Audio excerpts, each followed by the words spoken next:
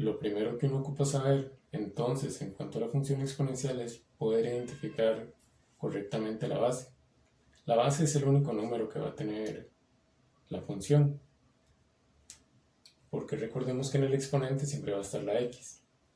Ahora, ahí puse un par de reglas o leyes de potencias que uno estudiaba en octavo, me parece. La primera es la que les había mencionado anteriormente, y es que cualquier número elevado a la cero siempre es 1. Y la segunda es que cuando uno tiene una fracción y el exponente es negativo, si uno invierte la fracción, como en este caso, yo estoy cambiando el a y el b de lugares, el exponente pasa a ser positivo. ¿Por qué eso es importante? Porque, como en este caso, esto puede ser engañoso. Uno podría pensar que acá la base es este número, que es 2 sobre 3. 2 sobre 3, si ustedes lo meten en la calculadora, es 0, algo, 0,6 me parece. Entonces, es como engañoso porque uno podría pensar que la base es un número menor a 1, entonces está en el caso de que es decreciente porque o sea la base, es menor a 1, que es 0,6 periódico. Pero digo que es engañoso porque en realidad nosotros o uno nunca va a tomar el exponente como un negativo, y aquí la x tiene un menos. Entonces, cuando la x tenga un menos, ¿qué hay que hacer? Hay que aplicar esta ley de potencias. Eso es una fracción. Y la ley de potencias me dice que si yo invierto la fracción, sigue siendo la misma potencia, solo que el exponente pasa a ser positivo. Entonces, si yo invierto el 3 y el 2, la x ahora pasa a tener el signo positivo.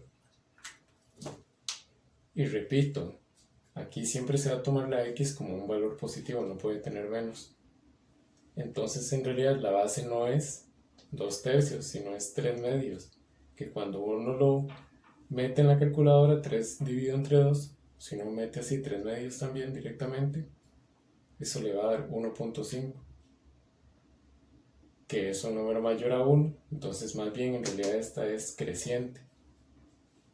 En primera instancia o a primera vista, de primera impresión, uno hubiera pensado que la base, al ser este número, si uno lo mete en la calculadora, da 0,6, es un número menor a 1, pero no, porque había que tener este cuidado de que el x nunca puede ser negativo. Entonces, cuando es negativo, uno va a aplicar esta ley de potencias, invertir la fracción para que el x pase a ser positivo, y ahí sí, cuando el x es positivo, uno puede proceder a analizar la función o la ecuación. Pasa lo mismo en este caso. En este segundo caso, f de x es igual a 2 a la menos x. Entonces uno podría pensar que la base es 2, pero no. Por la misma razón anterior, la x no puede, el exponente no puede ser negativo. Entonces uno debería poder invertir, aplicar esta segunda ley para invertir la fracción. Solo que el 2 ahí no tiene nada, o sea, no está en fracción, o no pareciera estar en fracción. Sin embargo, hay que recordar que todo número, al no tener nada abajo, yo le puedo asignar un 1. Porque 2 es 2 dividido entre 1, sigue siendo 2.